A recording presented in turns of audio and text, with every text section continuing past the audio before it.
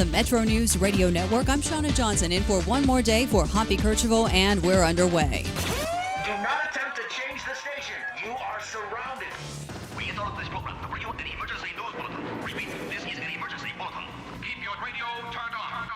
Holy smoke. From the studios of the West Virginia Radio Corporation and the MetroNews Radio Network, the voice of West Virginia, comes the most powerful radio show in West Virginia. This is MetroNews Talkline with Hoppy Kercheval. Check set lineup link. Activated Telos telephone. Switch network control from Charleston to Morgantown. Stand by. Q Hoppy. You're on.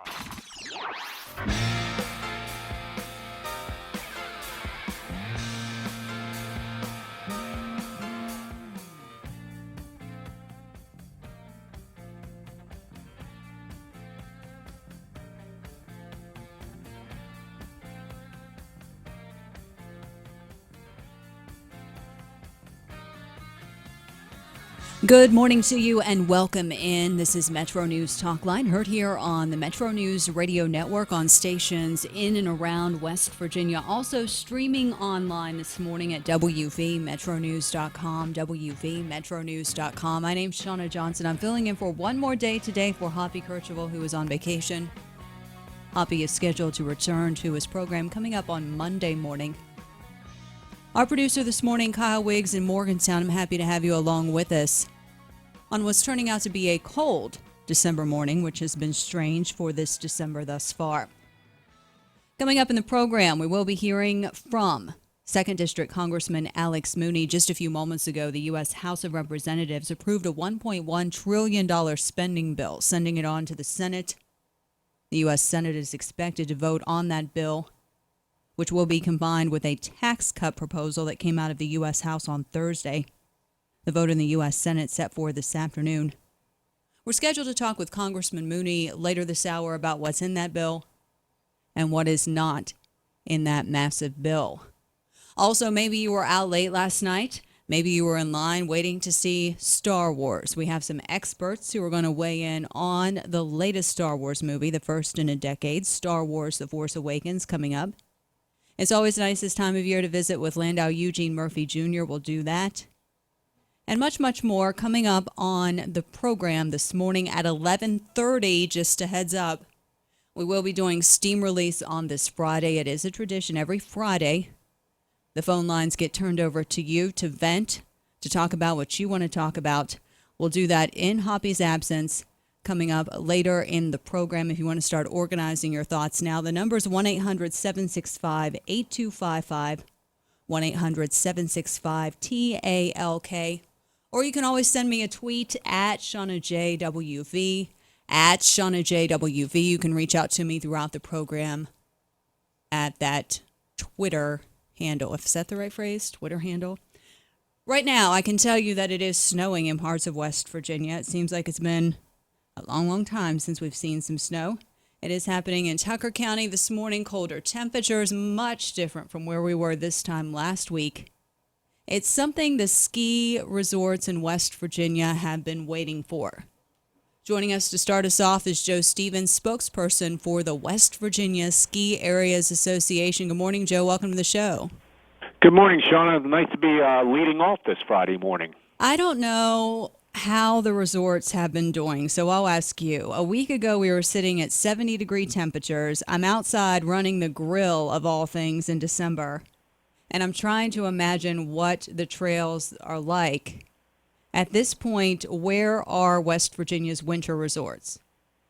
Well, right now, as you mentioned, the temperature has dropped today, and over 600 guns can be heard right now. The sound right now you're hearing in the mountains of West Virginia from Winter Place in Raleigh County, Snowshoe in Pocahontas County, and Canadian Valley and Timberline in Tucker County. That's not trains colliding, thank goodness. That's the sound of snow guns as man-made snow is being produced right now at about a clip of 20,000 tons per hour as we're trying to cover the slopes right now as we've got an onslaught of high holiday guests coming into West Virginia. This time last week, we weren't skiing and snowboarding in West Virginia because the temperatures, as you said, were very mild for this time of year, and whatever snow that we have made, and we've made, all four resorts have made snow throughout the fall period here because winter hasn't even started yet. That doesn't even come until Monday, but all the resorts have made snow, and they've stockpiled it, and Snowshoe did open and have on-slope activities for a while, but then they suspended them,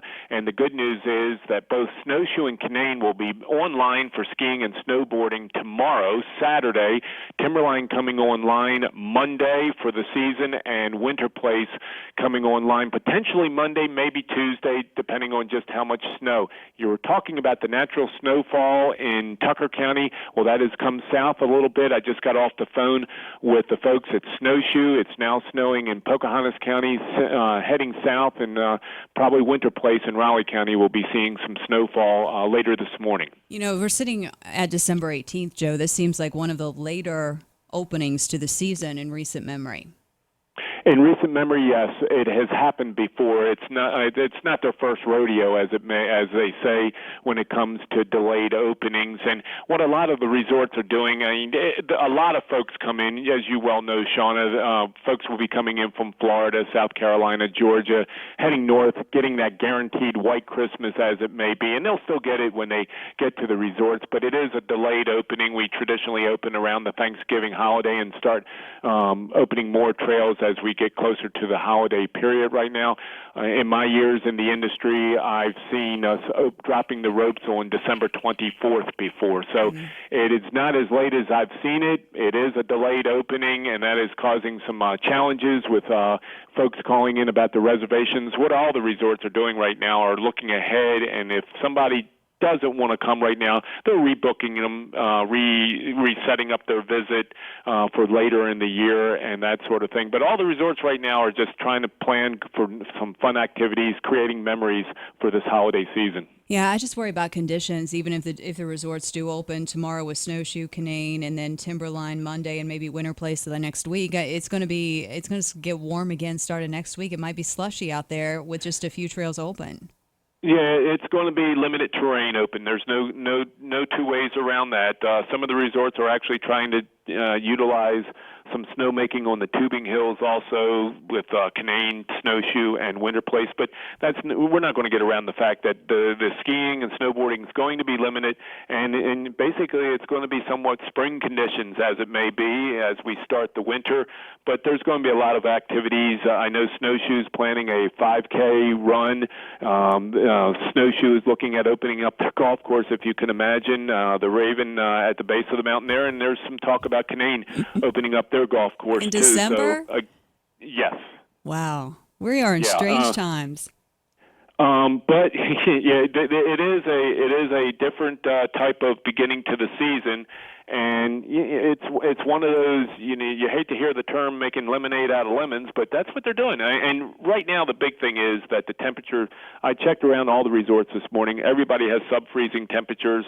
It's 22 degrees in Tucker County right now, 24 degrees in Pocahontas County, 28 degrees in Raleigh County. So the temperatures are conducive for snowmaking. They're doing the best they can.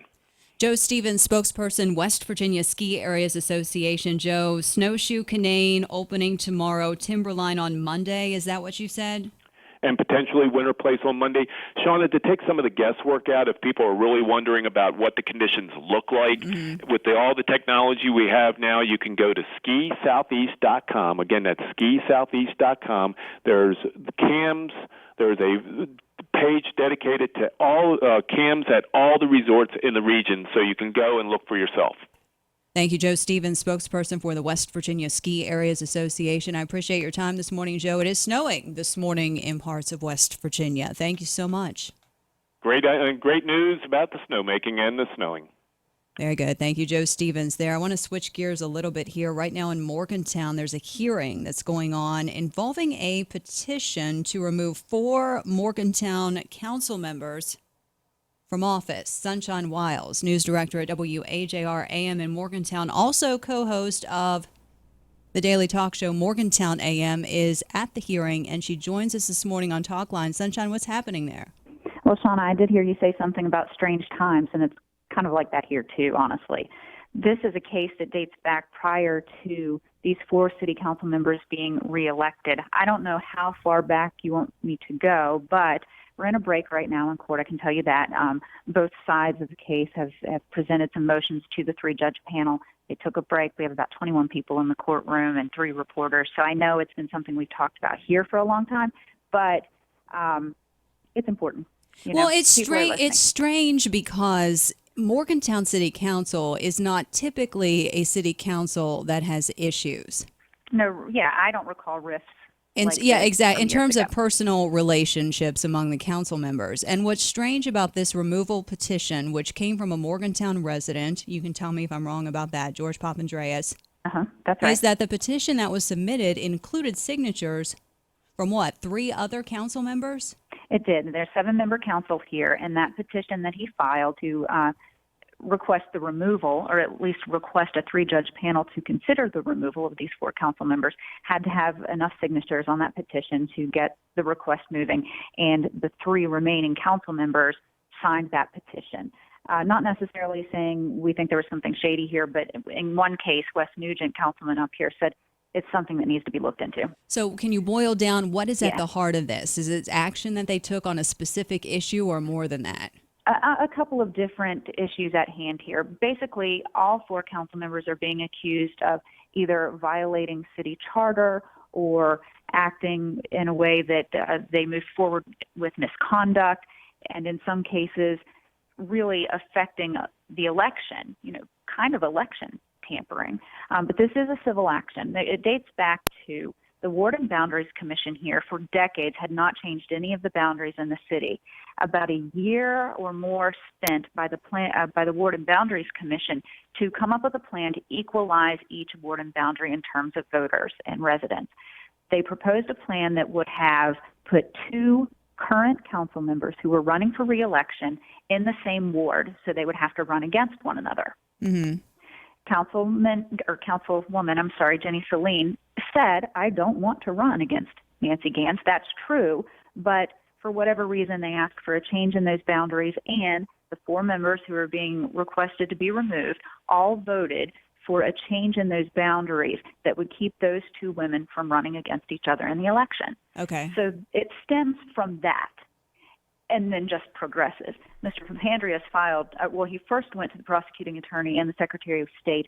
They didn't take up the matter. They didn't make a decision one way or the other. They said, this really isn't in our realm. This isn't something we think we need to look at. So then he moves forward and files suit in circuit court. So 3-judge panel hearing arguments today on this removal petition. You can read Sunshine's story at wvmetronews.com. Do you anticipate any decision today? I don't, although they listened to a couple of motions, of course, a motion to dismiss, and the judges are right now pondering that, giving some discussion, taking a break.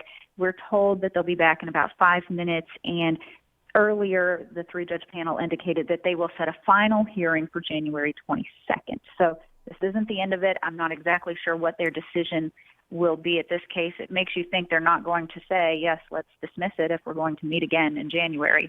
Not sure.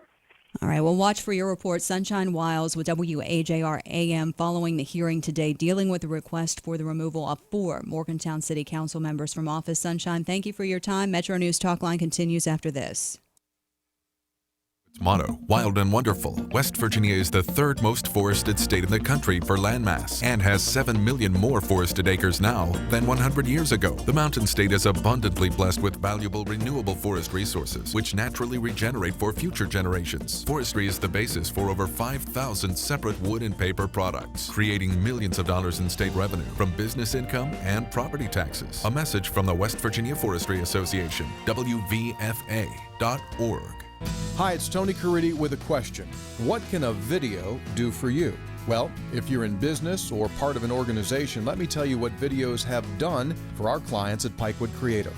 Our commercials have generated millions of dollars in new business. Our long-form videos have helped capital campaigns raise tens of millions of dollars. That's what a video can do for you. If you have a need, then visit us at pikewoodcreative.com. That's Pikewood Creative. You're listening to Talkline on Metro News. For 30 years, the voice of West Virginia.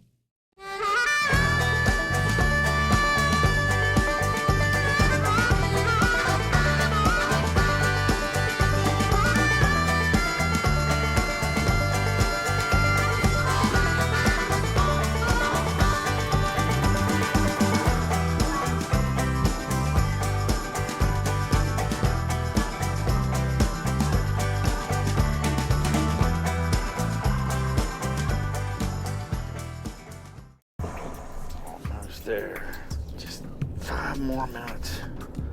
Almost home. Statistics show that 80% of auto fatalities occur close to home on rural roads. Cops. That's why law enforcement is stepping up rural patrols and cracking down on impaired driving. If you are over the limit, you are under arrest because drinking and driving don't mix. Remember, over the limit, under arrest. This message brought to you by the Governor's Highway Safety Program. At MVB Bank, we have one simple objective: to give you the very best of everything you could possibly want and need in a bank. That's it. We believe most people just want a really great bank with top-notch products like checking with cash back, nationwide ATM fee refunds, great CD and car loan rates, and more. Together with our awesome team and the convenience of state-of-the-art technology they can count on. It's no extra fluff, just good, honest banking. We're MVB Bank, your most valuable bank. Member FDIC.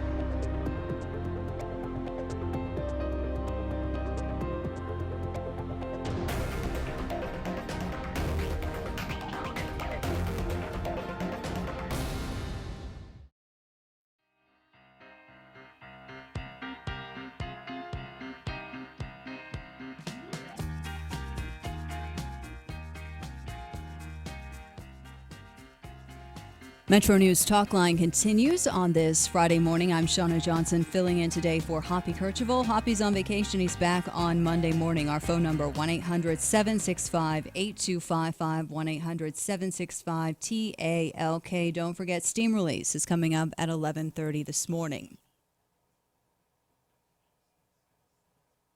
Last night in Charleston, 11,748 people turned out to see West Virginia University and Marshall University.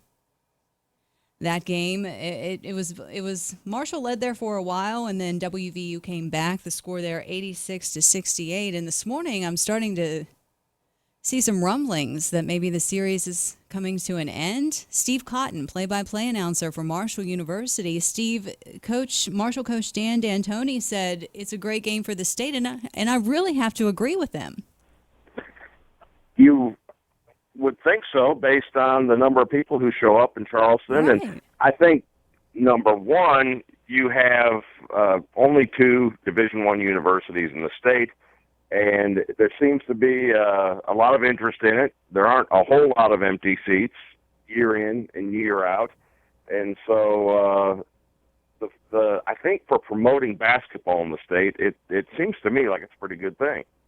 Alan Taylor, the WVU beat writer for WVMetroNews.com. He's on the show. Alan, your column seems to support the idea of keeping the series going. Are there more and more growing rumblings that this series is coming to a close?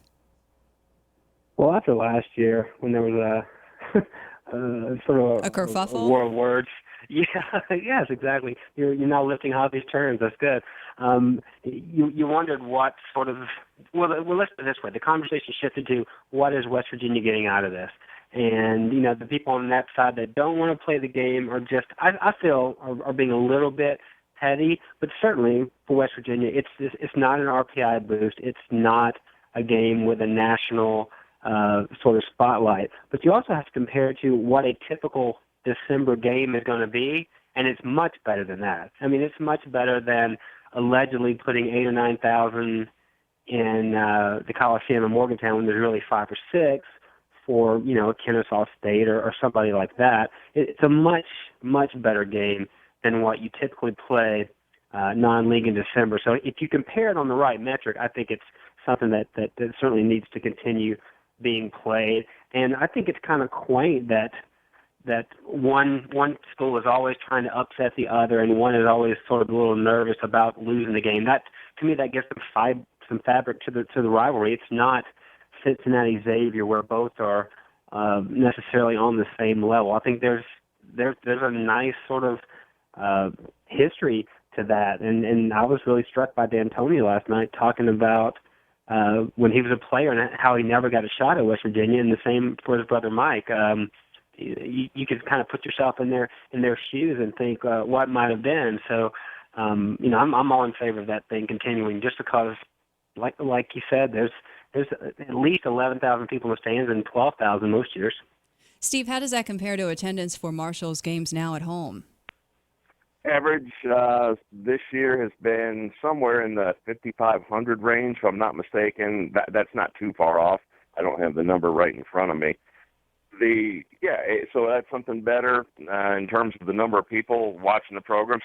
One more thing, I just from a personal standpoint, not that this is relevant, I went to school at the University of Florida, and you had the Florida-Georgia football game every year in Jacksonville, and half the stadium was dressed in red and black, and half of it in orange and blue. And no matter what happens, there's something lively. Half the people are cheering. Now, the number might not be 50-50 in Charleston, but there's always somebody happy for when someone makes it. And that's just, it's not unique, but it's an unusual atmosphere that you don't get everywhere. And I think what is really nice about that is, think about the little kids who go to that game and grow. That builds basketball fans. That's an exciting atmosphere, and I think just for the sport and specifically in the state, that seems like a pretty cool thing to me. Why are there so many fouls in this game every year? Alan, you want to take it? Steve, whoever wants to take that one. I mean, it seems like a lot of fouls. You guys are the experts. It's got a trend going, and this year I think there are going to be a lot of fouls in every game, but that's just sort of catching up with the way those two have sort of gone at it. I don't know. Huggins' style is very grabby and defensive and physical.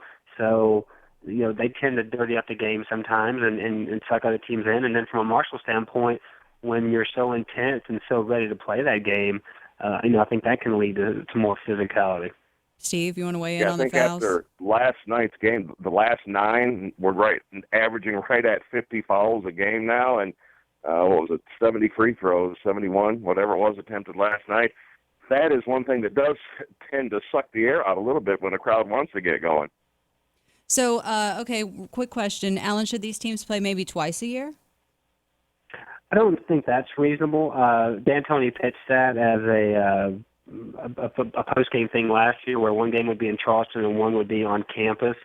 Certainly that would probably be a pretty lively atmosphere at each campus, but I think it becomes a little problematic when you're trying to schedule 2 dates. I just don't think West Virginia would go for it. But certainly this one in Charleston, I think, has legs, and I hope they continue it. Steve, real quick, 2 games? I also think logistically it's probably kind of pie in the sky, hopeful thinking on Coach D'Antoni's part there. Thank you both. I appreciate your insights this morning, and I appreciate your coverage. I really enjoyed listening to the game and then reading some things this morning. Thank you both. Alan Taylor, the WVU beat writer at WVMetroNews.com. Read what he has to say about the Capital Classic. Also, Steve Cotton, play-by-play announcer for Marshall University's Thundering Herd. We're going to take a break here on Metro News Talkline. When we come back, some new regulations for West Virginia's ERs. This is Talkline on Metro News for 30 years, the voice of West Virginia. It's 10:30. Time for a news update. For that, we go to the Metro News anchor desk in Charleston for the latest on this Friday.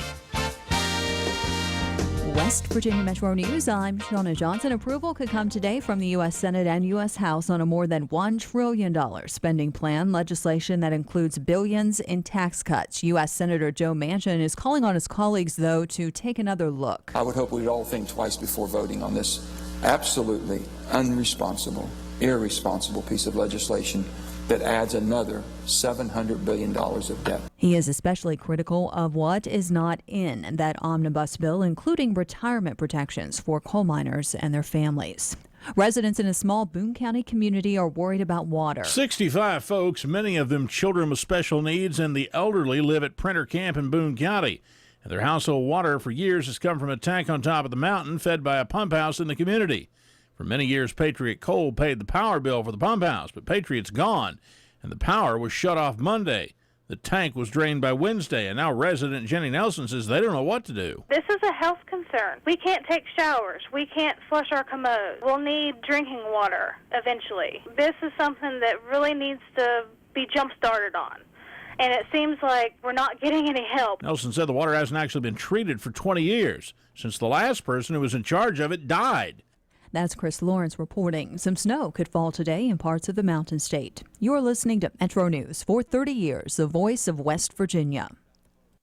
MetroNews Radio Networks, the voice of West Virginia, and the voice of successful businesses across the state. You might be interested to know that when you advertise on Metro News, your message is heard in all 55 counties on more than 60 radio stations, that our programming reaches more than 600,000 people each week, and that by associating with West Virginia Metro News, you're associating your business with some of the biggest names in the state, like Hoppy Kercheval, Tony Caridi, Chris Lawrence, Fred Persinger, and many more. But maybe you should just listen to what some of our advertisers have to say. Metro News understands West Virginia, understands the businesses in West Virginia, understands the people. And it's in every little nook and cranny and small town in West Virginia. It's accomplishing what we set out to accomplish. We're reaching a vast majority of West Virginians through the network. They really do become a strategic partner. It is the simplest and easiest way to reach the largest percentage of West Virginians. Visit WVMetroNews.com to find out how to get your business on the most efficient and effective advertising entity in the state. Metro News, the voice of West Virginia. Long lines of people in movie theaters throughout West Virginia for the opening of Star Wars: The Force Awakens. Metro News found Alan Siders from Kanawha County at a Thursday night showing. He says Star Wars has become a family tradition. My father brought me to the premiere in 1977, and I was in awe, and I brought my son here tonight, and we're both in awe again. It was great. It's the first Star Wars movie to be released since 2005. From the Metro News Anchor Desk, I'm Shauna Johnson.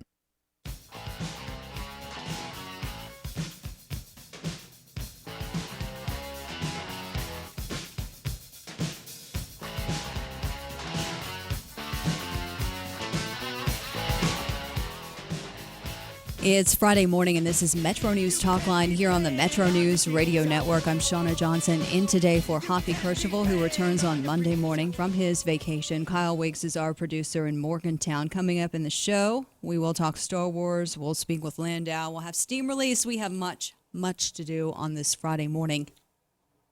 Right now, the West Virginia Hospital Association Board of Trustees has endorsed new provider-focused and provider-developed recommended guidelines for all West Virginia hospitals to address the misuse of opioid prescriptions. The new guidelines consist of a number of principles when it comes to those prescriptions. For more, we bring in Joe Lentnachen. Joe Lentnachen is with the West Virginia Hospital Association. He's the president and CEO. He joins us here on Metro News Talkline. Good morning, sir. Welcome to the program. Good morning. Thank you. Why? Well, there are 10 guidelines, as I understand it. Why did the Hospital Association want to take this step? Well, a number of reasons. One, we thought it was the right thing to do with the current environment we have with West Virginia's ranking with substance abuse. Two, we see these patients day in and day out.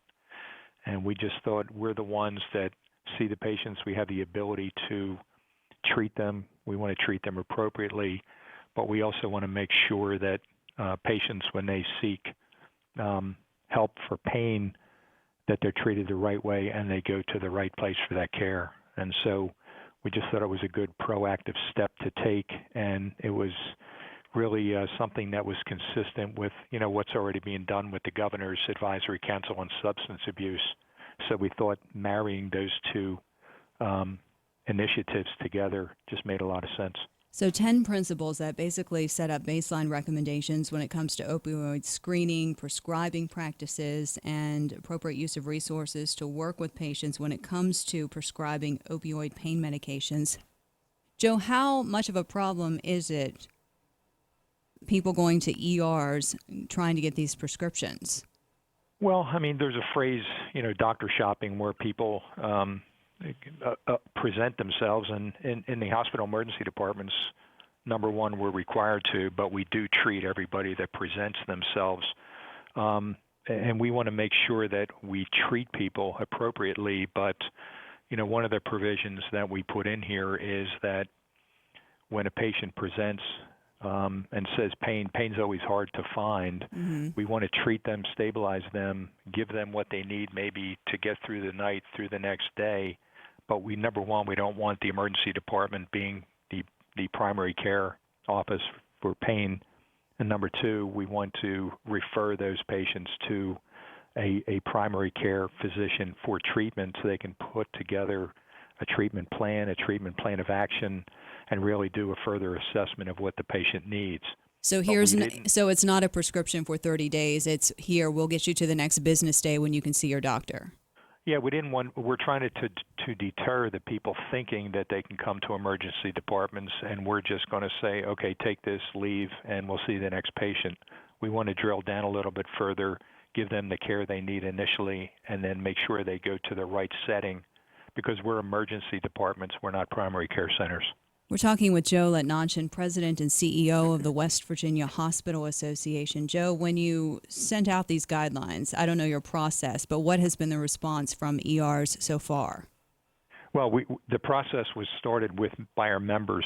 We have a board of trustees, and then under that we have a board quality committee, and then we put together an emergency department task force, and that was made up primarily of clinicians, practitioners, emergency department physicians. Many of them are members of the American College of Emergency Physicians of West Virginia chapter. And so it was really developed by peers who treat these patients. So when we talked to our board, they thought it was the right thing to do. That was done unanimously. The hospitals are embracing these. The implementation will occur differently in every hospital because you have to go through your current policies and practices and procedures for prescribing. You have to go through the educational process with your staff to make sure that they understand what the guidelines say. And most importantly, these are guidelines. They are not meant to substitute the ability for the physician to make his or her own professional medical judgment for the needs of the patient. They're just someplace for the emergency physician to turn to say, this is how we're doing it, this is what makes sense, and this is the way I'm going to treat the patient. So ultimately, the decision lies with the doctor? The decision lies with the doctor?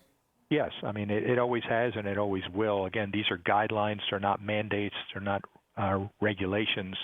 They're guidelines for prescribing, but the physician has to use his or her judgment in treating the individual patient. Joe Letnanchin, President and CEO of the West Virginia Hospital Association. Are these guidelines being rolled out now, or will there be a bit of a delay? Well, they've been rolled out. Again, the way the hospitals do it, the CEO will assign somebody obviously to this within the hospital.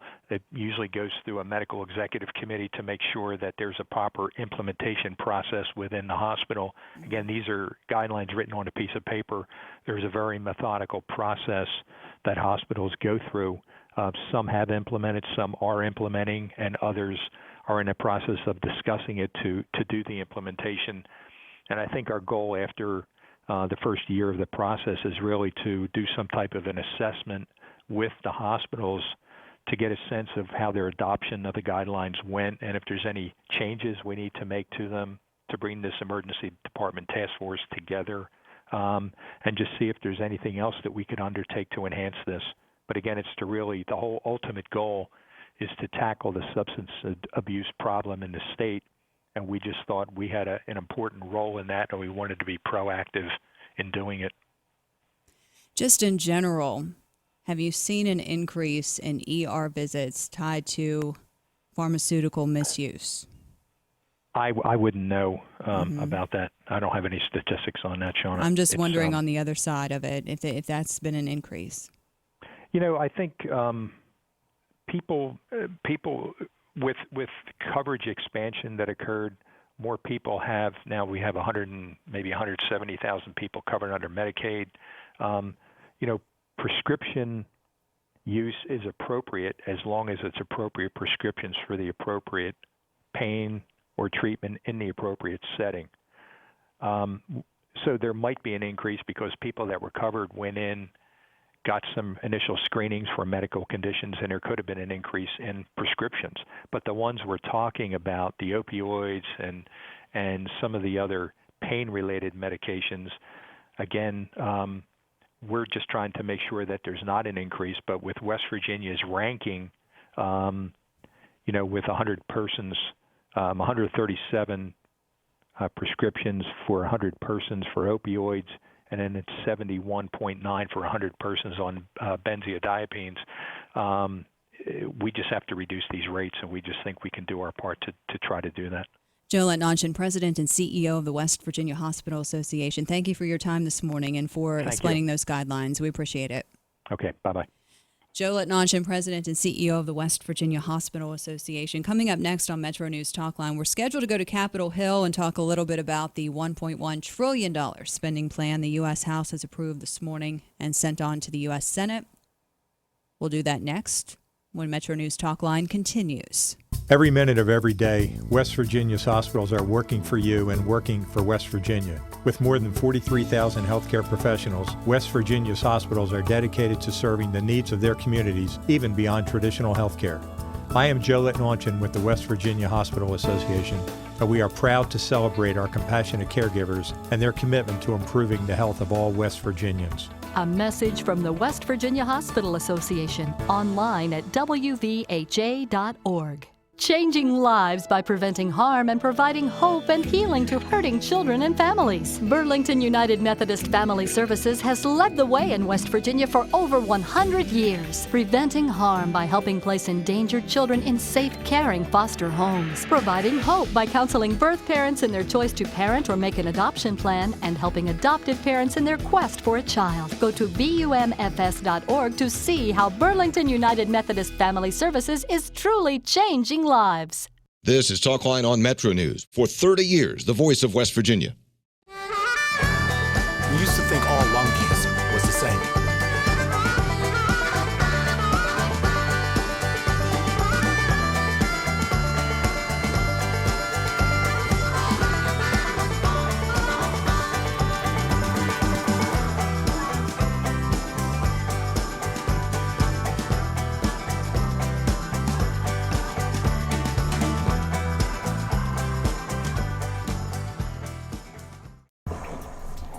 There. Just 5 more minutes. Almost home. Statistics show that 80% of auto fatalities occur close to home on rural roads. Cops. That's why law enforcement is stepping up rural patrols and cracking down on impaired driving. If you are over the limit, you are under arrest because drinking and driving don't mix. Remember, over the limit, under arrest. This message brought to you by the Governor's Highway Safety Program. At MVB Bank, we have one simple objective: to give you the very best of everything you could possibly want and need in a bank. That's it. We believe most people just want a really great bank with top-notch products like checking with cash back, nationwide ATM fee refunds, great CD and car loan rates, and more. Together with our awesome team and the convenience of state-of-the-art technology they can count on. It's no extra fluff, just good, honest banking. We're MVB Bank, your most valuable bank. Member FDIC.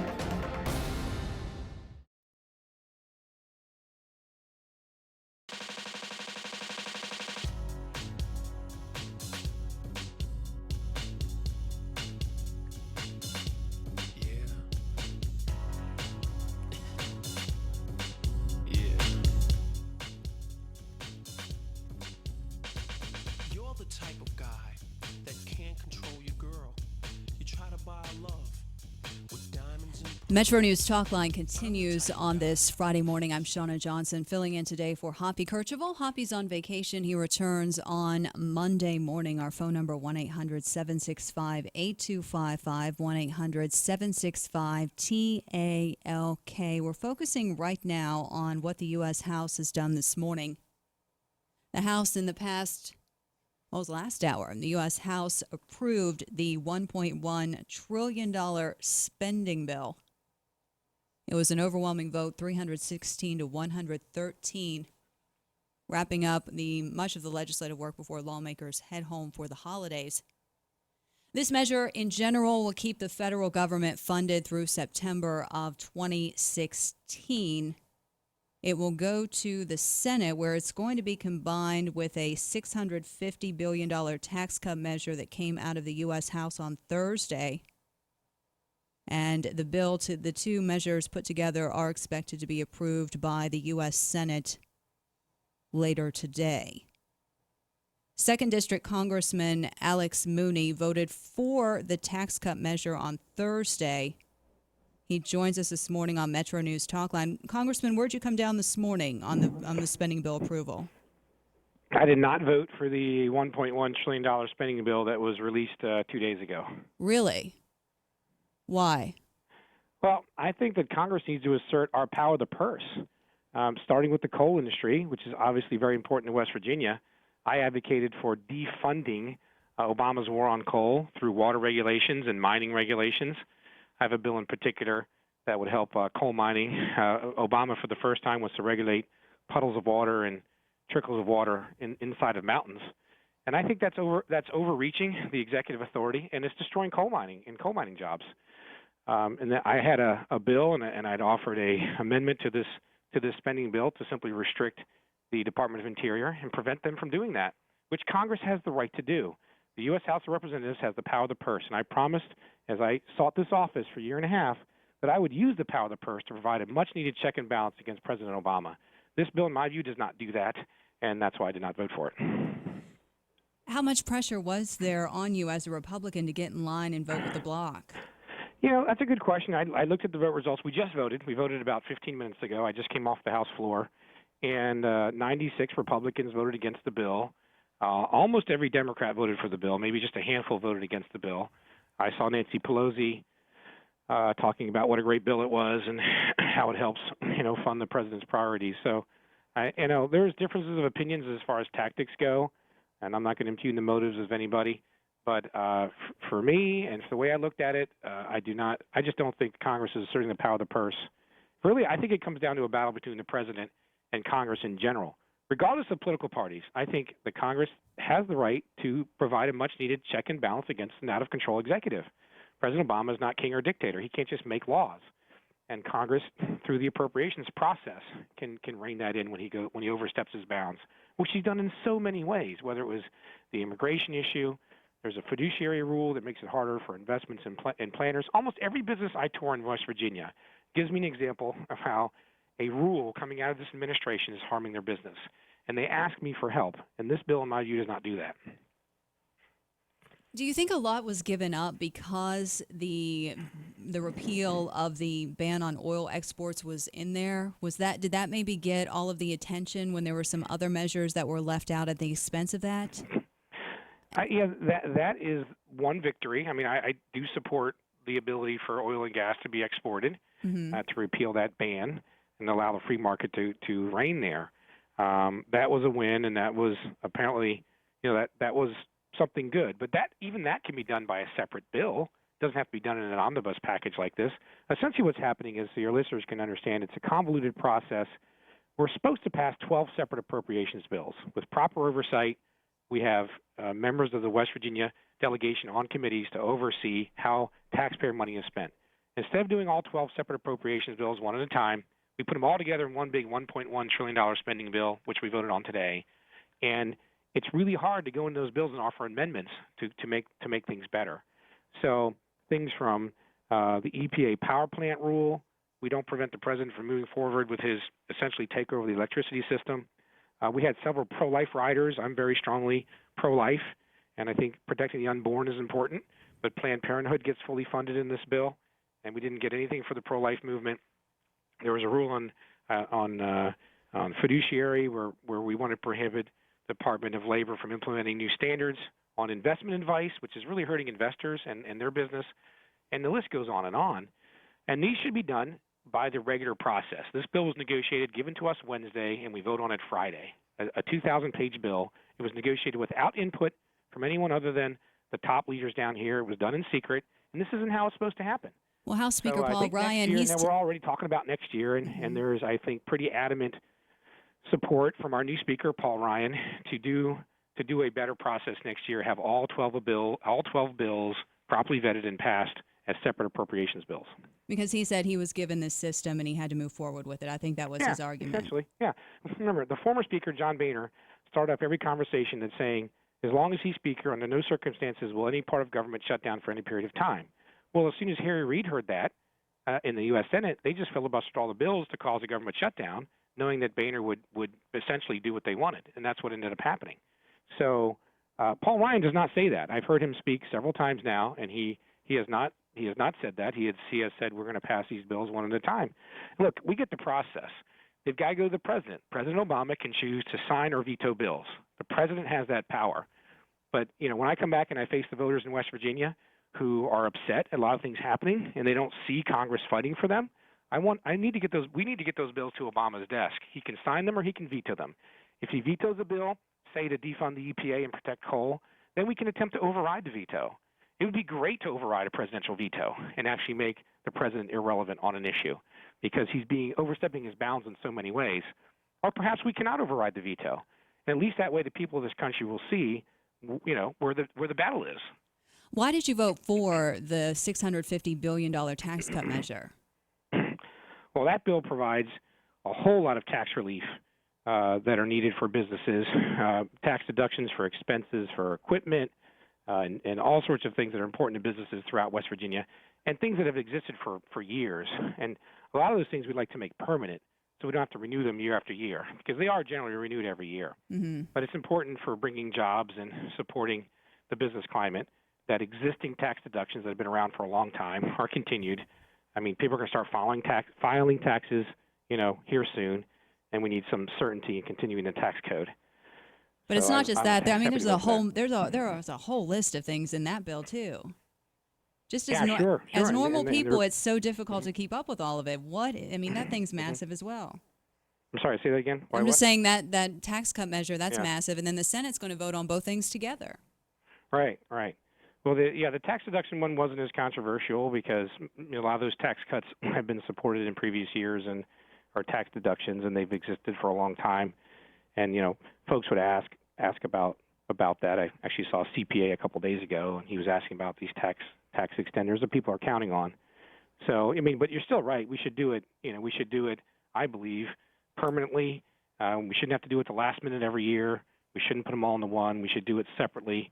It's still not a great process, but I do support those tax deductions existing, so I was happy to vote for that one. 2nd District Congressman Alex Mooney, a no vote today on the $1.1 trillion spending bill. Congressman, thank you for your time and for calling us so quickly after the vote. You're welcome. Have a Merry Christmas. You too. Congressman Alex Mooney there, a no vote. The vote was 316 to 113 in the House. We'll try to get the roll call and see where Congressman David McKinley and Congressman Evan Jenkins came down on that. Metro News Talkline continues after this. It's here, the year-end blockbuster sales event at your Central West Virginia Jeep Giant. Northside Chrysler, Jeep, Dodge, Ram trucks in Summersville. Inventory is huge, and so are the savings. Come on in now for this deal, a 2016 Jeep Cherokee Latitude 4x4 cold weather group. Yep, you're going to need it. Satellite radio, retail price $29,230, blockbuster price $24,999. You save over $4,200. It's only the beginning. See us in person or online at northsidewv.com. As a cyclist, we make choices. We choose which motorcycle manufacturer to buy from. We choose what type of motorcycle we ride. We even choose where and when to ride. We also choose to ride straight, alcohol and drug-free. Alcohol is involved in 50% of motorcycle fatalities in West Virginia. That's 1 in 2 drivers who die each year. Don't become a statistic. Ride straight, alcohol and drug-free. Presented by the West Virginia Department of Transportation, Governor's Highway Safety and Motorcycle Safety and Awareness Program. You're listening to Talkline on Metro News. For 30 years, the voice of West Virginia.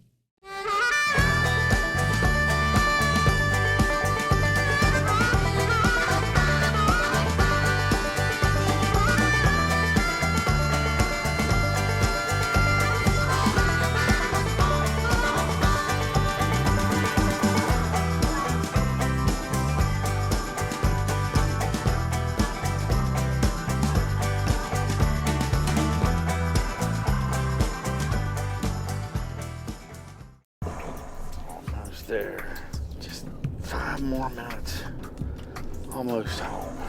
Statistics show that 80% of auto fatalities occur close to home on rural roads. Gosh, cops. That's That's why law enforcement is stepping up rural patrols and cracking down on impaired driving. If you are over the limit, you are under arrest because drinking and driving don't mix. Remember, over the limit, under arrest. This message brought to you by the Governor's Highway Safety Program.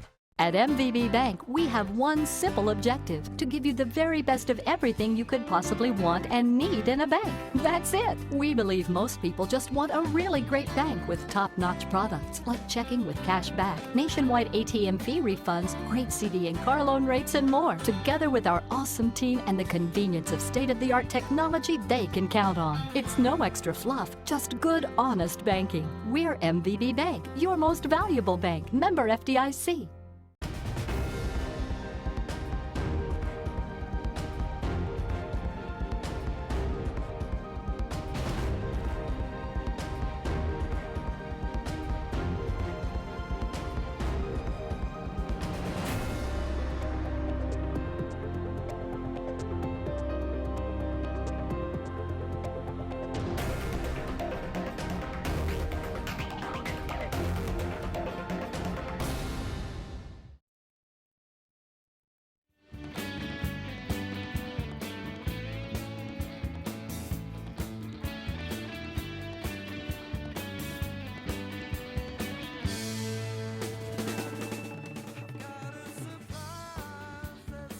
You're listening to Metro News Talkline here on the Metro News Radio Network. This Sunday, Blackwater Falls State Park will host a Stories and Songs of the Holiday Season celebration. Sing along and learn the stories behind our favorite carols, from ancient ballads to popular modern songs. This event is free and open to the public. For more information or to find more holiday activities near you, call 800-225-5982.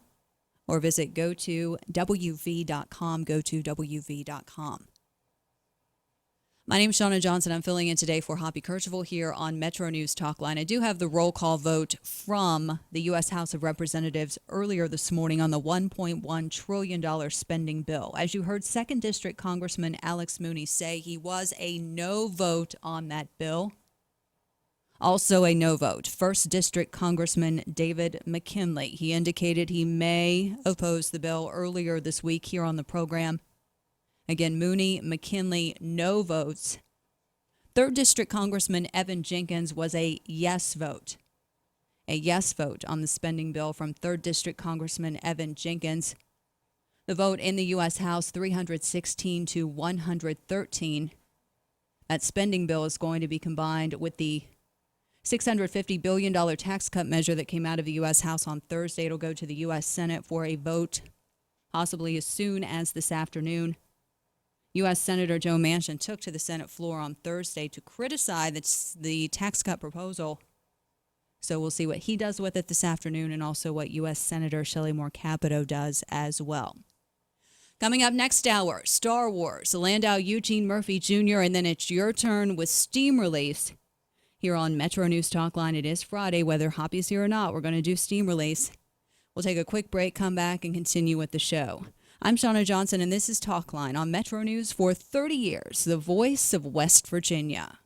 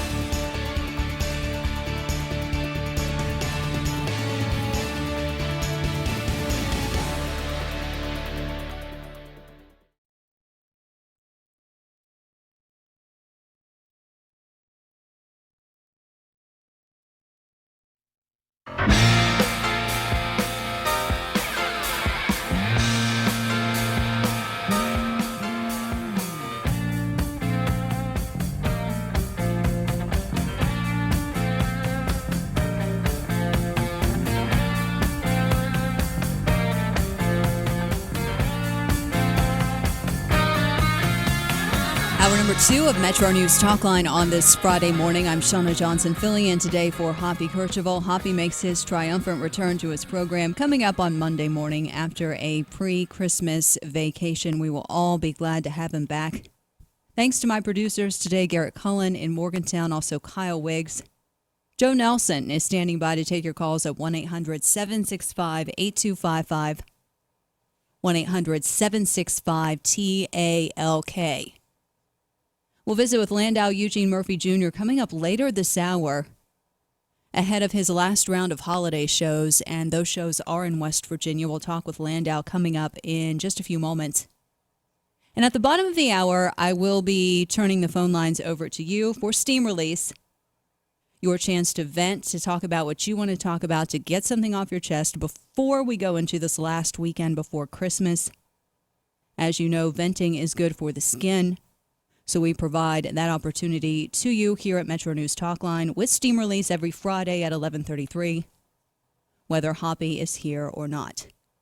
You know, attendance was about 600 short at the Charleston Civic Center on Thursday night for the Chesapeake Energy Capital Classic, a game West Virginia University won over Marshall University. I think many of those people were in line getting ready to see Star Wars: The Force Awakens. The buzz has been building, and the movie finally opened on Thursday night. There were lines everywhere in West Virginia at theaters. I want to bring in a couple of Star Wars experts I was able to find to get their impressions of the movie. We're going to try to do without spoilers, and also to just talk about the Star Wars franchise overall, why it's such a big deal that Star Wars is hitting theaters again. Matt Schrader is the faculty advisor for West Virginia University's Star Wars Club. He joins us on the show this morning. Good morning, Matt. Welcome in. Hey, thanks. Good morning. And also, Eric Miner is the Director of Student Careers and Opportunities at West Virginia University's Reed College of Media. He joins us as well. Good morning, Eric. Good morning, Shauna. Hey, Matt. And I got in touch. I didn't even know WVU had a Star Wars club. I stumbled across it because I was looking for somebody who could help me out with this, so I found both of you, and I hear you're super fans, so we will try to respect the people who haven't seen the movie. Have you both seen it at this point, though? I did see it last night at the 7 o'clock showing. Both of you saw it? Yes. Eric? Matt? Okay. Matt, just overall, what did you think of it without giving anything away? Yeah, very good movie. There are a lot of themes from the original movies that you'll see pop up, and it's probably the funniest one. There's a lot of humor sprinkled in. So it's along the lines of the original trilogy, definitely. Do you agree with that, Eric? Absolutely. I thought that there were some really great laughs in it. Probably more intentional comedy than I've seen in one of these movies before, but just loads of heart. So it's the 7th movie, Matt. How would you compare it? I think of these movies in two parts. You have the 3, what I would consider the original trilogy, and then the 3 that came starting in the 90s into the 2000s. How would you compare that one in terms of those other ones? It's definitely better than the prequel ones from the 90s and 2000s. Really? Oh, yeah. I'm hesitant to say if it's on the line of the original trilogy just because those are so iconic, but if it's not up with them, it's close. Eric, do you agree? You know what? I'm one of those rare people that saw the first movie in '77. I was 4, and I'm one of those rare people of that generation that did not dislike the prequels. To me, it's all one big epic story. And so for me, it's hard to kind of divide them out. I kind of appreciated the prequels for what they were. And I have a kind of a different attitude toward those movies. I feel like this new movie helps to kind of draw a thread from the prequels through the original trilogy and moving forward. And so it's my hope that these movies will help, kind of the newer movies will help people appreciate what George Lucas was trying to do with those first 3. What do you remember? Do you remember going to see the movie, Eric, when you were 4? I do. It's one of my earliest memories. My folks took me, and we went to a drive-in theater. I cannot remember where it was that we saw it, but I absolutely remember it, and most clearly remember my folks taking me to see Return of the Jedi on the day it opened in 1983 when I was 10. Matt, do you have that same kind of experience? Do you remember the first Star Wars movie you saw? No, I was born in 1979, so I'm a bit too young for that. But growing up, watching them on TV, we had them on videotape and watched them all the time. So as being a part of me growing up, yeah, definitely, but not quite in the theater. At the heart of it, what is Star Wars about? It's not just about a galaxy far, far away. There's so much more happening, don't you think, Eric? I do. The thing that really intrigues me about it, and there's been a lot of analysis done. There's been a lot of analysis of this franchise. the people that study sociology and myth, and those parts of it really intrigue me. The things that have been part of human storytelling from the beginning, and this idea of family and the consequences of being angry, and that sort of stuff is what's really compelled me, and I think it's why it resonates with people that are more casual fans than maybe Matt and I are.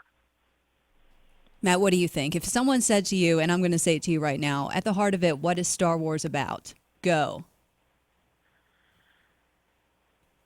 Well, how long do you have? I could talk for a couple hours on that. I'll build off what Eric said. One of the things that George Lucas pulled from when he was writing the stories is a book called A Hero with a Thousand Faces by Joseph Campbell. And that basically traces common themes throughout mythology and different culture stories and their folklore and everything. And I think that really says it. There are elements of the Star Wars movies that everybody can relate to. And I think that's what really pulls people in. Matt, which character speaks to you the most? Han Solo. Why? It's his the little smirk he does. It's he's a smuggler. He's a smart aleck. He is very offhand with everything, and for the most part, he doesn't care. But then, as the movie moves forward, he learns to care. So there's a lot of development with his character, and I think that says it all. Eric, what about you? Is there a character, or maybe two, that speak to you? Yeah, well, I'm a huge Han Solo fan because I think Harrison Ford just is that character, and he's certainly relatable. But to me, the character that's sort of the through line, and it'll be interesting to see how his shadow continues in these newer movies, is Darth Vader. I think the whole thing has this kind of classic tragedy to it, and culminates with his ultimate redemption, or the fact that his son is able to save him despite all the terrible things that he's done. So I hesitate to say that I relate to him because hopefully I haven't done things nearly that bad. But the idea that family can pull you back is pretty strong to me. So I'm a Darth Vader fan. What was up with Jar Jar Binks? What was that about? Comedy relief. My biggest complaint about Jar Jar Binks is that he never had an opportunity to resolve. I always felt that if Lucas had stuck with the character and given him something heroic to do in the last of those prequel movies, that he could have had some redemption too. And I think my biggest complaint about him is that he made this splash and made people so irritated in the first movie, and then just essentially vanished into the background over the course of the next two.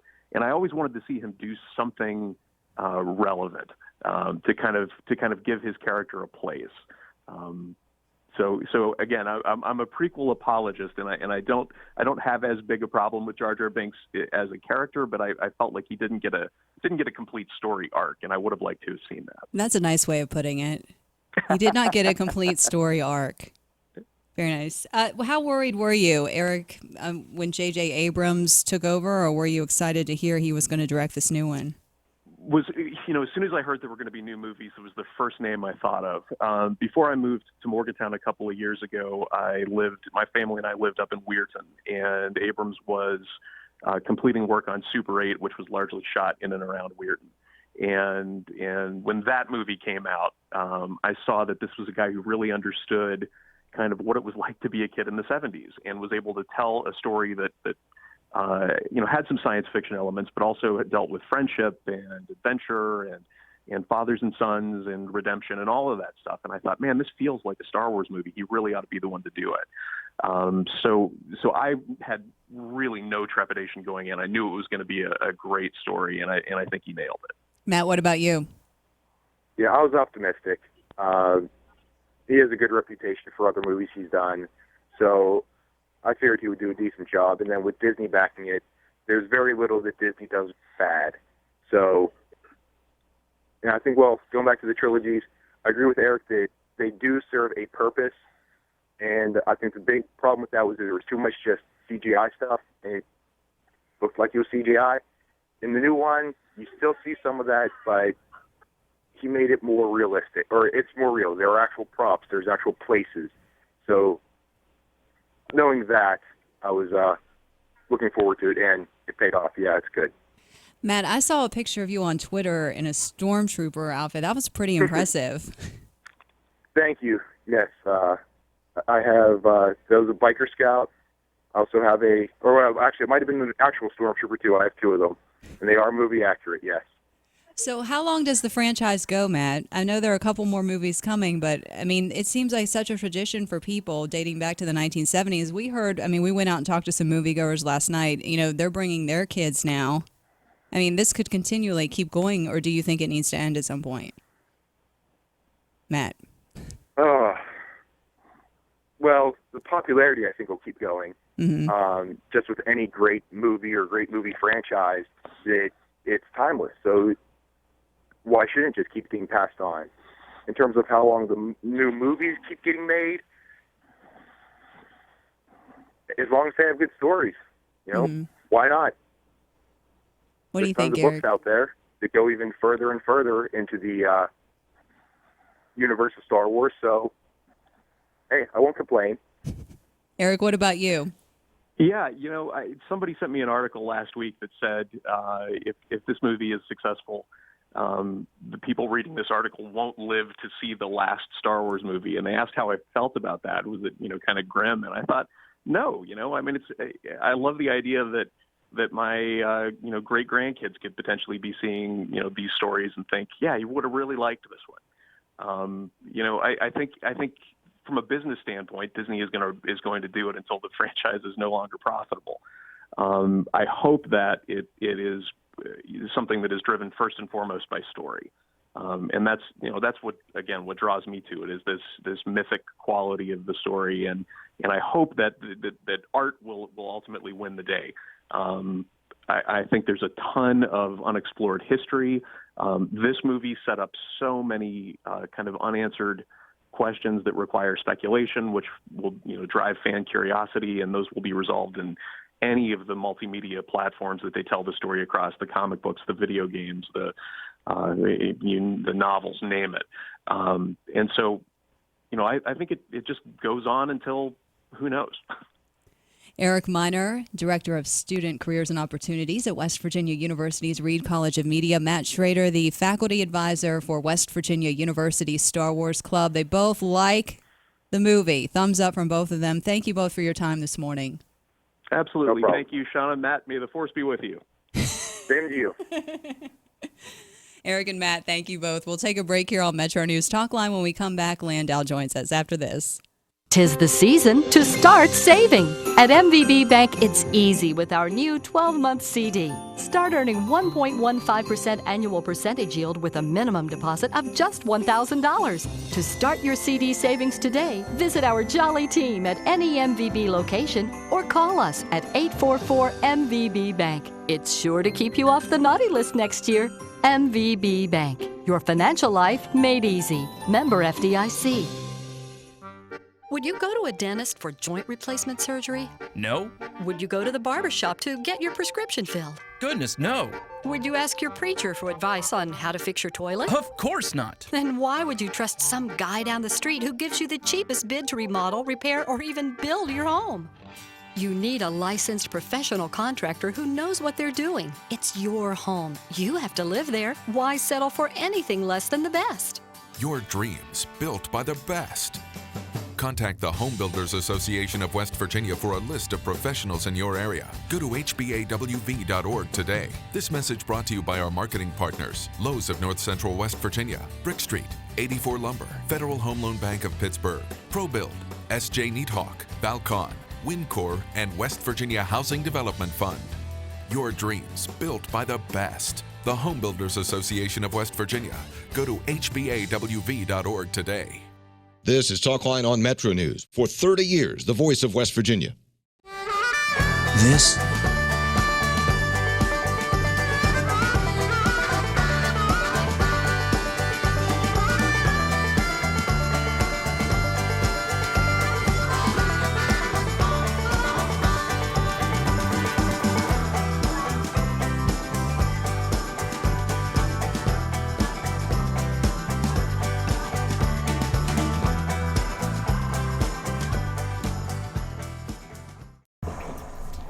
there.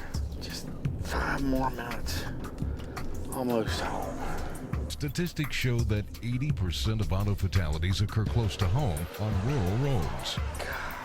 Cops. That's why law enforcement is stepping up rural patrols and cracking down on impaired driving. If you are over the limit, you are under arrest because drinking and driving don't mix. Remember, over the limit, under arrest. This message brought to you by the Governor's Highway Safety Program. At MVB Bank, we have one simple objective: to give you the very best of everything you could possibly want and need in a bank. That's it. We believe most people just want a really great bank with top-notch products like checking with cash back, nationwide ATM fee refunds, great CD and car loan rates, and more. Together with our awesome team and the convenience of state-of-the-art technology they can count on. It's no extra fluff, just good, honest banking. We're MVB Bank, your most valuable bank. Member FDIC.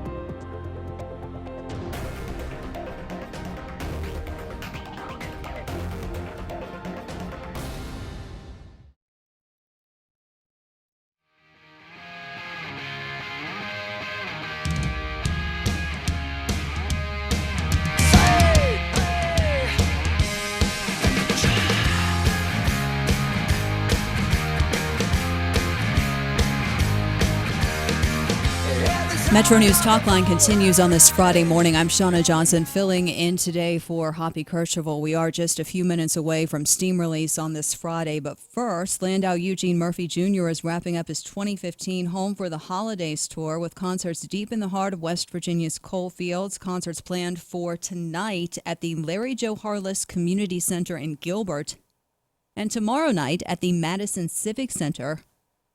Both shows are benefits for local food pantries.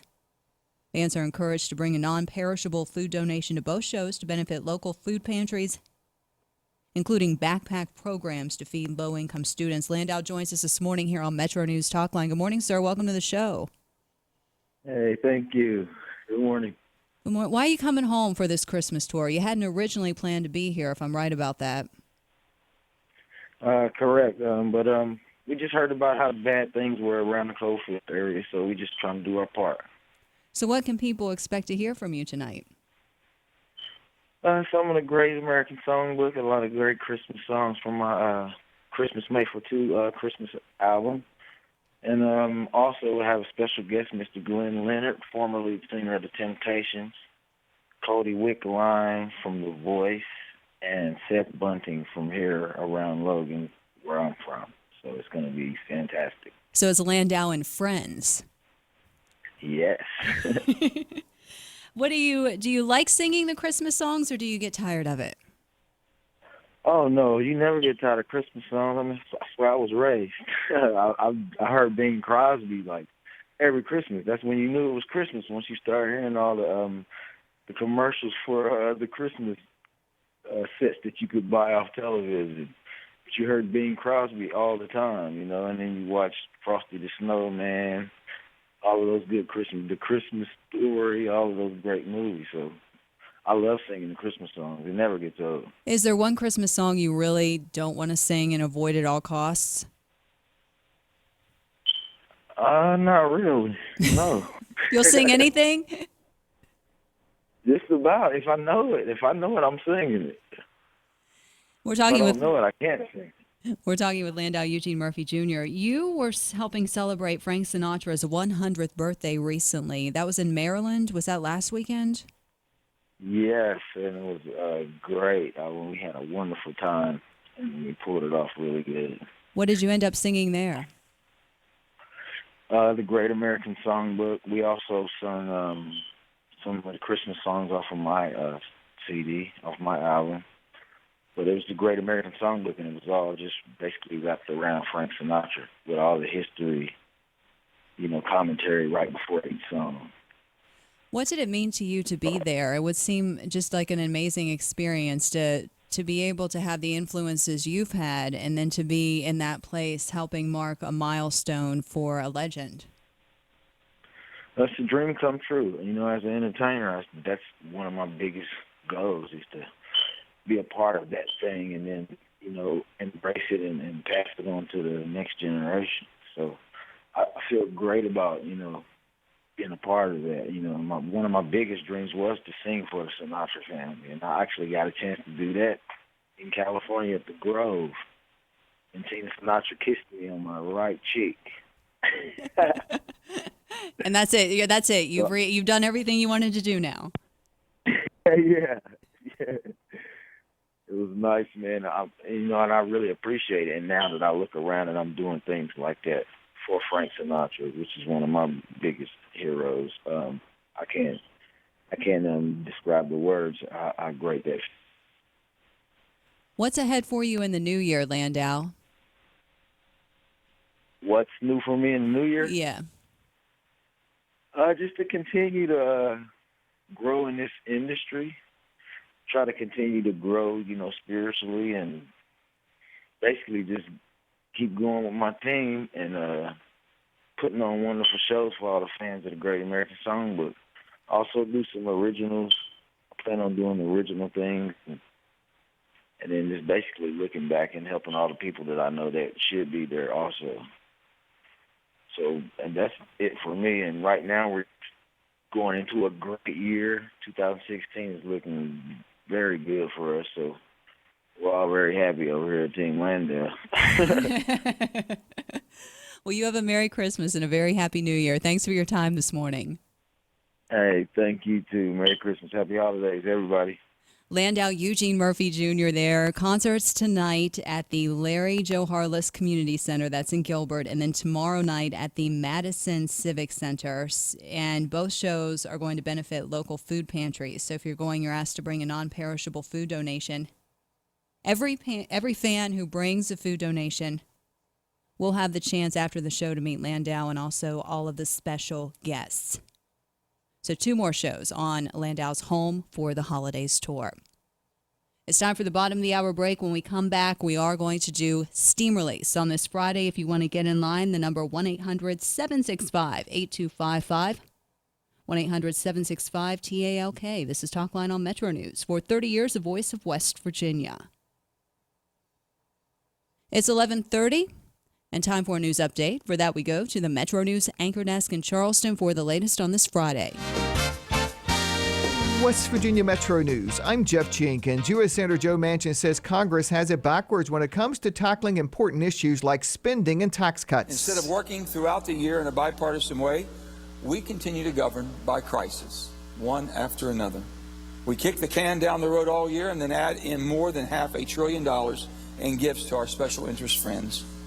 And both parties are to blame. Manchin is upset with $680 billion in tax cuts that are included in the omnibus spending bill. The U.S. House has already passed the bill today. Senate pass is set for later today. 3 people are in custody after 5 CVS robberies in the Kanawha Valley. Police used a GPS device to track down 2 of the 3 people charged.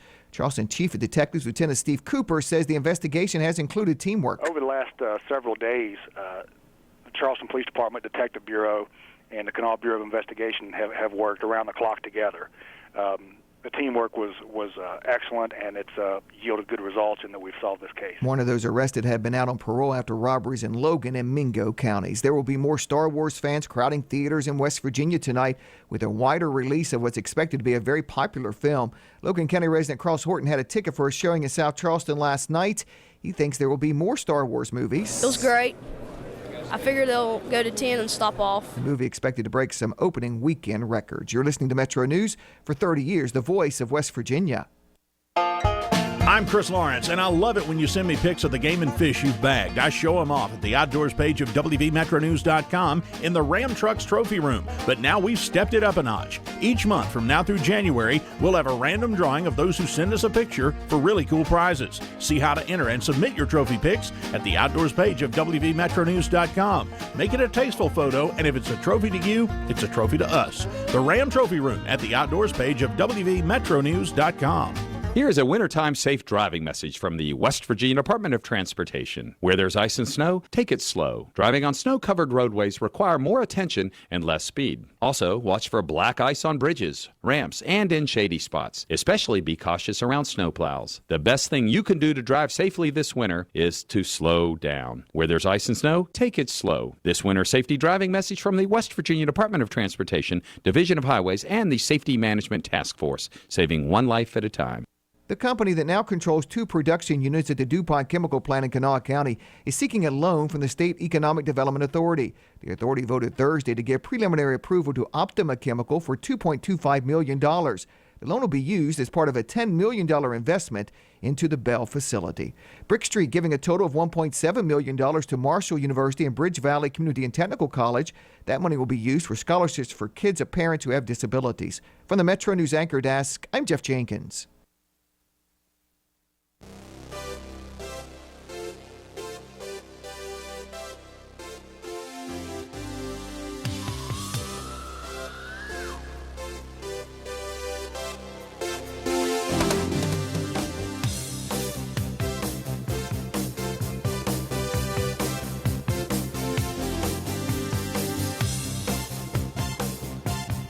It's 11:33. It's Friday, and this is Metro News Talkline here on the Metro News Radio Network. And even though Hoppy's not here, it is time for steam release. I want you to get up now. I want all of you to get up out of your chairs.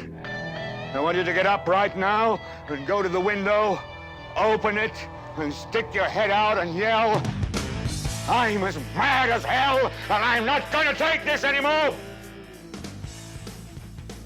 As a public service here on Metro News Talkline, every week at this time, Hoppy Kercheval opens up the phone lines to you at 1-800-765-8255, 1-800-765-TALK. This is your opportunity to bring to the airwaves throughout West Virginia and also really streaming worldwide at WVMetroNews.com.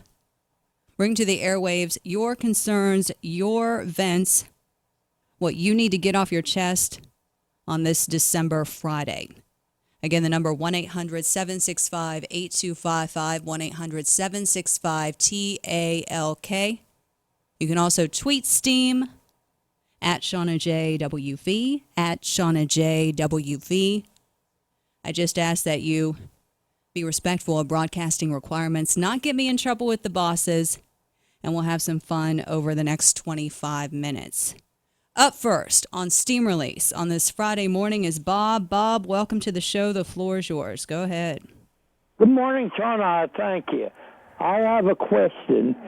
December 25th, for hundreds of years before the time of Christ, was considered the birthday of the pagan god Saturn and worshipped by and used to worship Saturn by pagan worshipers. My question to anyone who claims the name of Christ, individual, group, or church, is how can you ever expect to be the virgin bride of Christ when he comes back if you are partaking in pagan god worship called Saturnalia? Thank you, Shauna. You have a good day.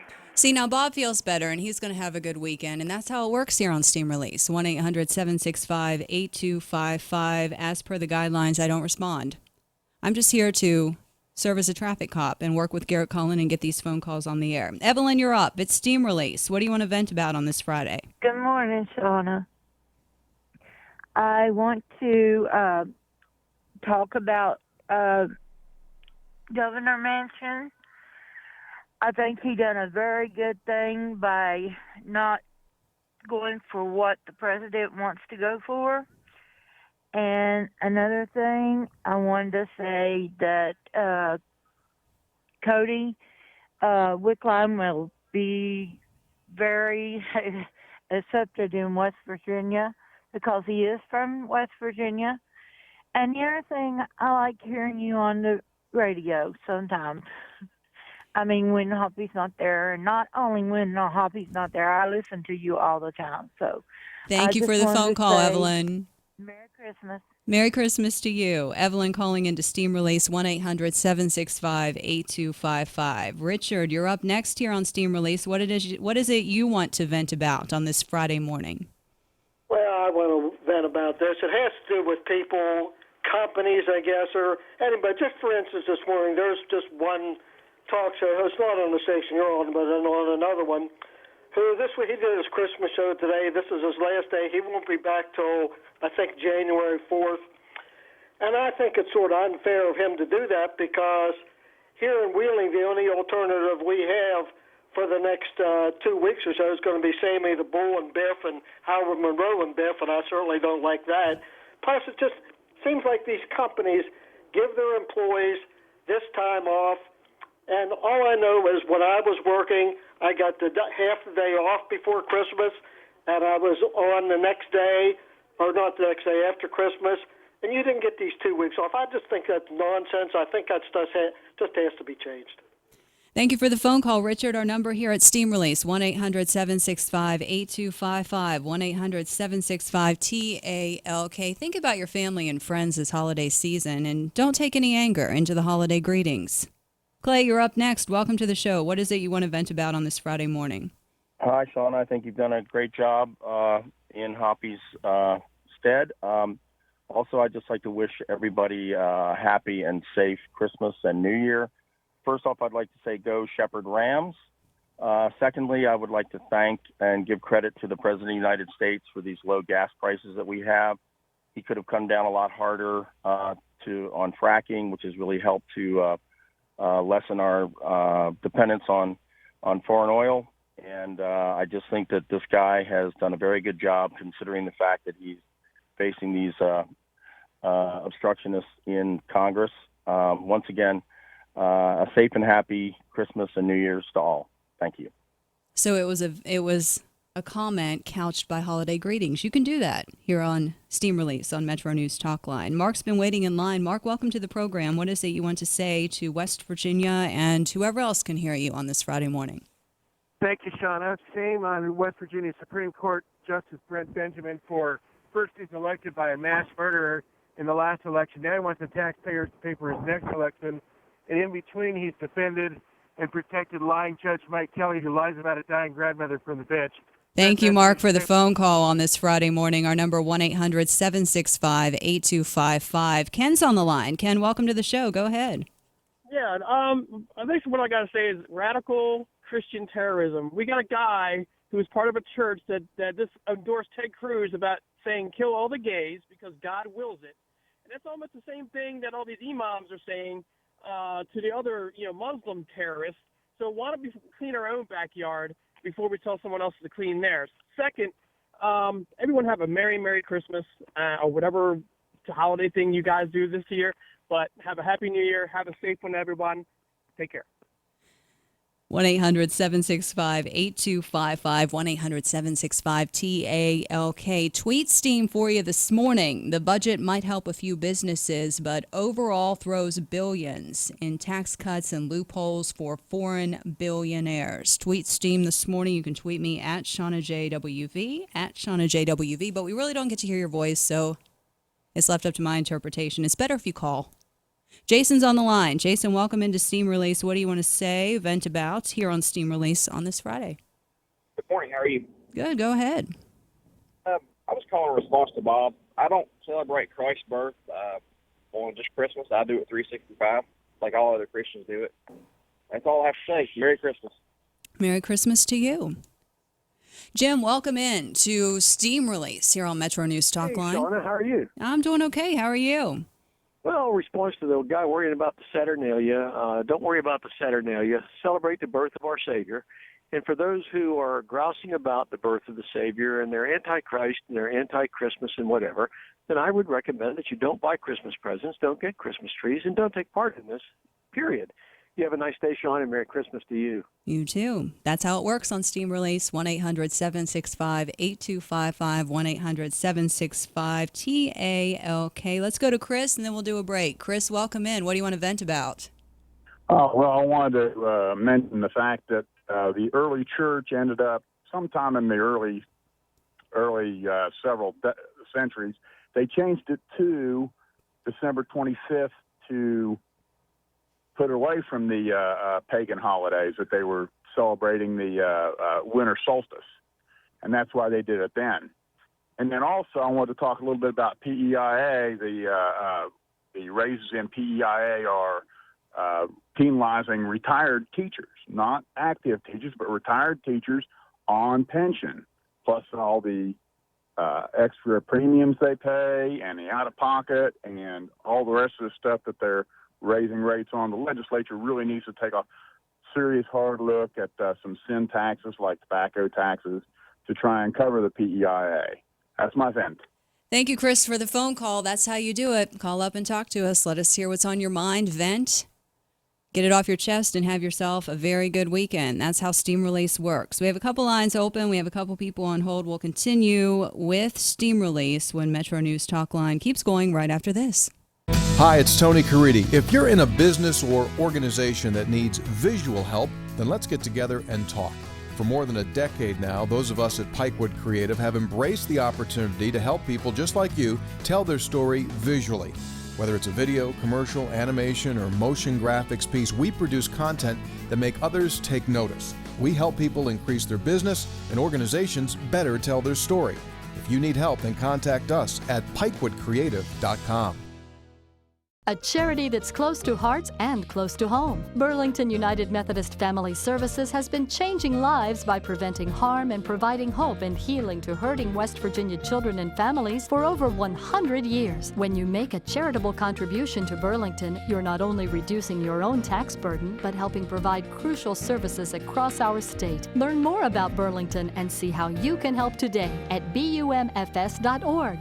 Burlington United Methodist Family Services. Look around your holiday table this year and think, how many faces are missing because they've had to leave home to find good jobs in more technology-driven, economically diverse states? The High Technology Foundation is working to keep young, educated West Virginians here at home by attracting high-tech companies to our state. The High Technology Foundation is helping build stronger West Virginia families by building a stronger West Virginia, because there's no place like home and family for the holidays. Learn more at wvhtf.org. In this season of giving, consider donating your used vehicle to Good News Mountaineer Garage. You'll get the best tax deduction possible and the satisfaction of knowing your donation changed the life of someone in need. Good News Mountaineer Garage repairs donated vehicles and provides them to qualified West Virginia families, giving them access to employment, safe, affordable housing, health care, and other vital necessities, and putting them on the road to economic independence. Call 1-866-GIVE-CAR today for Good News Mountaineer Garage. 866-GIVE-CAR. You're listening to Talkline on Metro News. For 30 years, the voice of West Virginia.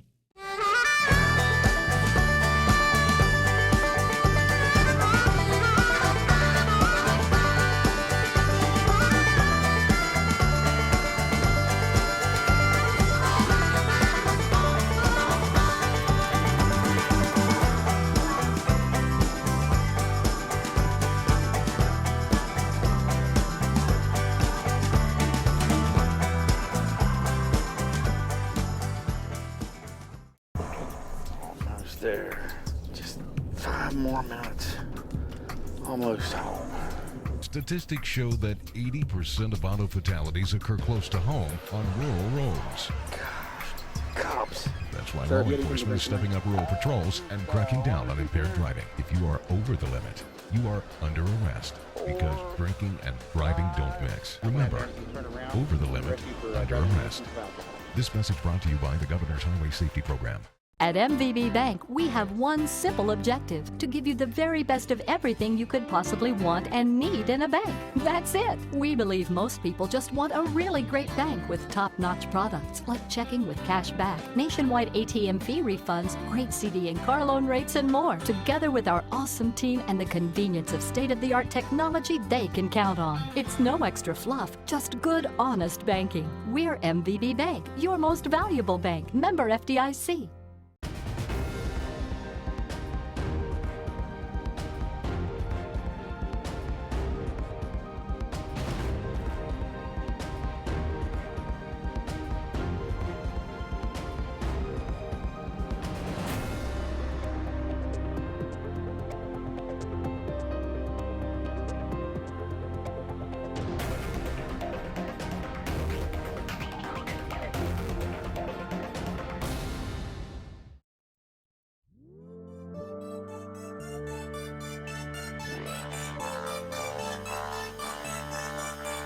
I see your dirty face, hide behind your collar. What is done in vain? Truth is hard to swallow, so you pray to God to justify. Here in West Virginia, there are two great jackpot games you can play from the West Virginia Lottery. Powerball has drawings on Wednesdays and Saturdays, and Mega Millions has drawings on Tuesdays and Fridays. The Powerball jackpot is $202 million, and the Mega Millions jackpot is $85 million. We are smack dab in the middle of steam release here on Metro News Talkline. I'm Shauna Johnson, filling in today for Hoppy Kercheval. Hoppy returns on Monday morning. Richard is in line to vent this morning on steam release. Go ahead, Richard. Hello, Shauna. Maybe the BOE for the Board of Education in Fayette County needs to go outside the box. I think Mr. Green, he's a software developer. Maybe he knows Mr. Gates. I know they have a Gates Foundation. Maybe they can do like they did in McDowell County with the foundation coming in and working with the Board of Education. Maybe the Gates Foundation can build some schools. Maybe do something outside the box. Richard talking there about the rejection of Fayette County's school consolidation plan by the State School Building Authority. You can really address any topic you want here on Steam Release at 1-800-765-8255. Mike, welcome to Steam Release. What is it you want to vent about this morning? Good morning, Shauna. I'm very disappointed in our elected federal officials who've just passed a budget that fully funds Obamacare, fully funds Planned Parenthood, fully funds what's the word I'm looking for? Capitalism, crony capitalism, and ensures that those who are in power remain in power, and we're going to continue down this deficit spending path, and our national debt's going to grow even more. Thank you, Shauna. I feel better. I'm glad to hear that. Thank you for the phone call. Up next, we want to bring in John. Welcome to Steam Release, John. What do you want to say to West Virginia this morning? Hey, thank you. I couldn't said it any better than that last caller, but I just want to add all the Muslims and the jihadis and all that. It specifically says in the book of Muhammad, if you believe in Muhammad, you need to destroy all other religions. And I don't think people understand or realize that. That's why I'd like to see Donald Trump in there to keep them all out of America. Thank you. Up next, we go to Ray. Ray, welcome to Steam Release.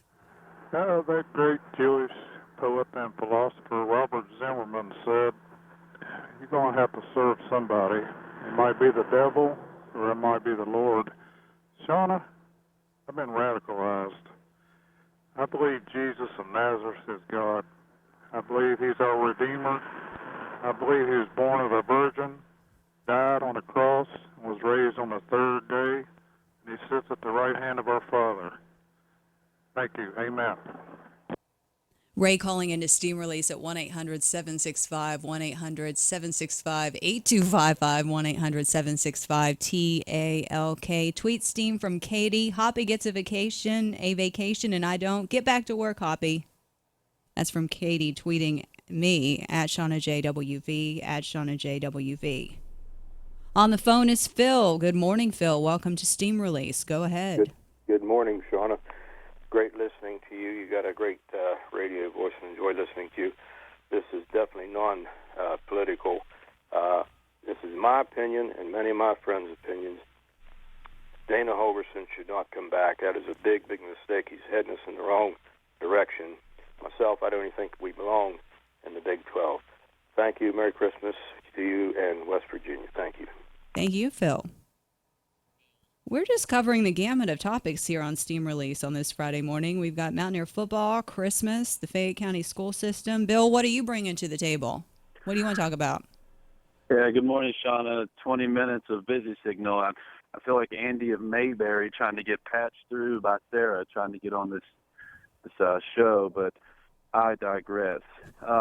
Hey, it starts like a week before Thanksgiving, everybody's favorite person. If I don't see you again before Christmas, have a Merry Christmas, guy.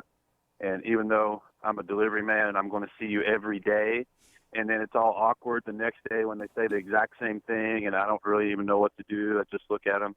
And if I take their statement literally, if I don't see you again before Christmas, have a Merry Christmas, am I to presume that if I do see you again, you want me to have a crappy one? Thank you. Thank you, Bill, for the phone call. That gives me something to think about. Our number is 1-800-765-8255, 1-800-765-TALK. Frank, welcome in. Good morning. You're on Steam Release.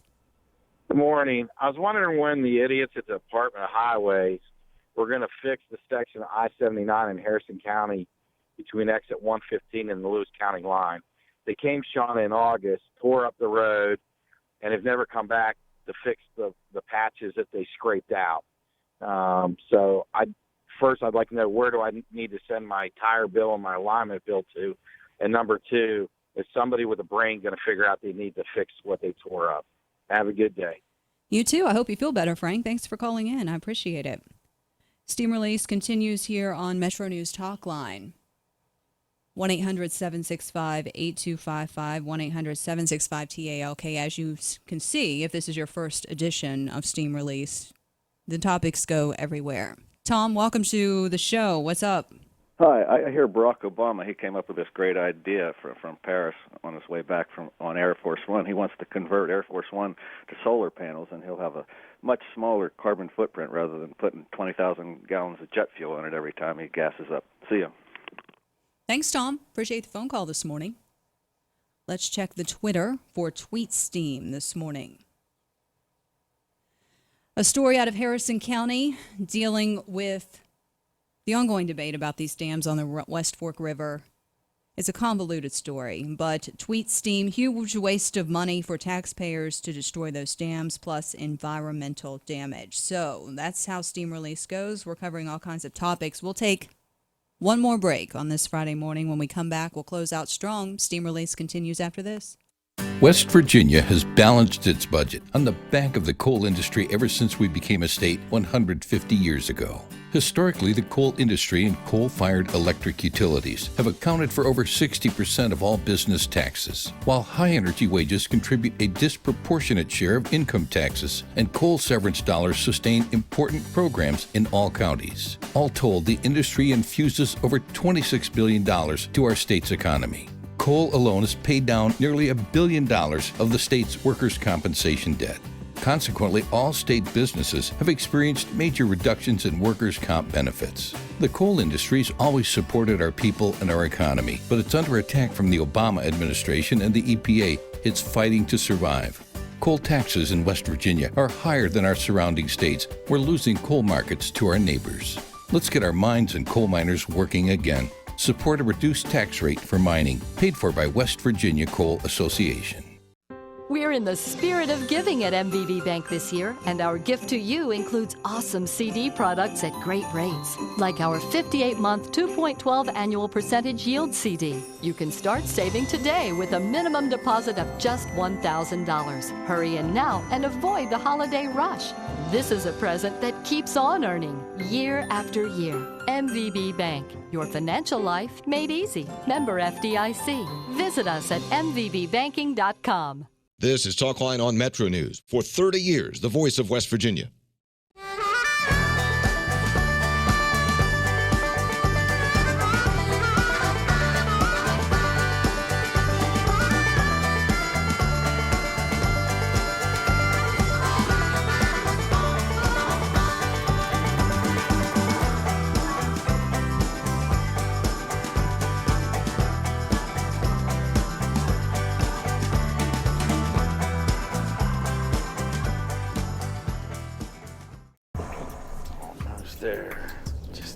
5 more minutes. Almost home. Statistics show that 80% of auto fatalities occur close to home on rural roads. Cops. That's why law enforcement is stepping up rural patrols and cracking down on impaired driving. If you are over the limit, you are under arrest because drinking and driving don't mix. Remember, over the limit, under arrest. This message brought to you by the Governor's Highway Safety Program. At MVB Bank, we have one simple objective: to give you the very best of everything you could possibly want and need in a bank. That's it. We believe most people just want a really great bank with top-notch products like checking with cash back, nationwide ATM fee refunds, great CD and car loan rates, and more. Together with our awesome team and the convenience of state-of-the-art technology they can count on. It's no extra fluff, just good, honest banking. We're MVB Bank, your most valuable bank. Member FDIC.